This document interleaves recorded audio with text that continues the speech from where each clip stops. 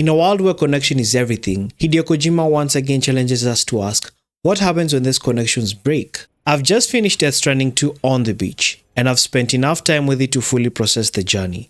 Every delivery, every strange encounter, every quiet moment of reflection. This is my spoiler-free post-game review, diving into gameplay, world design, story themes, and my personal experience without giving away the key surprises waiting for you. If Death Stranding 1 was about building connections across a fractured America, On the Beach feels like asking whether we are truly ready to carry the weight of those connections and the cost of keeping them alive. The difference and refinement in gameplay compared to the first Death Stranding is quite noticeable. While not a total overhaul, the core concept remains, delivering from one point to another, but it feels smoother, more intuitive, and better integrated into the overall experience. Traversing rough terrain is still a big part of the journey, just like before, but there's now more flexibility in how you move across the landscape. And yes, there's an additional movement ability introduced later on that changes how you approach certain areas. You'll discover it for yourself somewhere in the mid to end regions. When it comes to traversal tools and vehicles, On the Beach introduces some fresh options that make navigating the world less of a chore and more of an active choice, without spoiling how or when to get them. These new additions open up paths that feel both exciting and strategic, especially when you're weighing speed versus safety. The pacing has also seen a big improvement.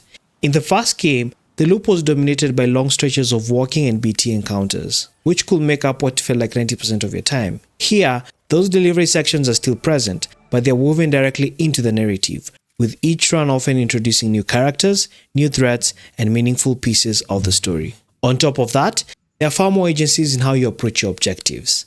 The game rarely forces a single correct route. You can choose paths based on your playstyle, available gear, and risk tolerance. Whether you want to take the long, safer way around or cut directly through hostile territory, On the Beach rewards that kind of strategic thinking. Combat in the sequel feels more tighter and deliberate than in the first game. The controls respond more fluidly, making every movement, from aiming to melee swings, feel purposeful. Weapons now have a clearer role, with each option fitting into a playstyle rather than just being situational tools. This encourages experimentation instead of sticking to one safe choice. Encounters with BTs feel more dynamic and layered.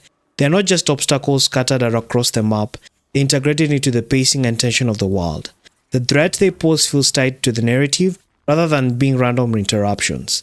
Human enemies have also stepped up. Their AI is sharper, forcing you to adapt rather than repeat the same approach.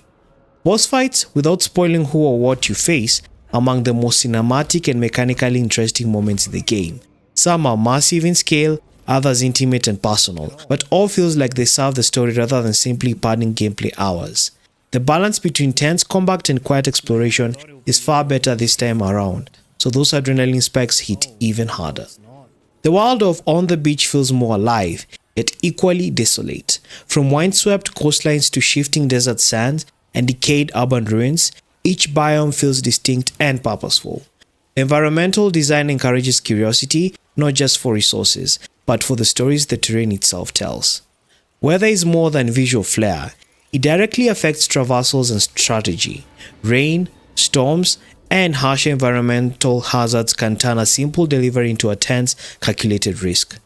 The sound design is exceptional, from the crunch of boots in wet gravel to the unraving quiet when you know something is out there, but you can't see it yet. Technically, the game runs with impressive stability.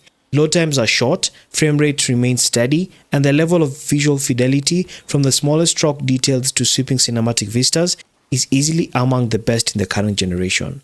Just to mention, I played this on the PS5, and I was locked on probably 60 FPS most of the time. On the Beach continues the tradition of delivering a layered, theme-driven narrative, without spoiling the specifics. The game explores connection, sacrifice, trust, and the limits of human resilience. The storytelling feels more focused than before, though it still maintains the mystery and surrealism Kojima is known for.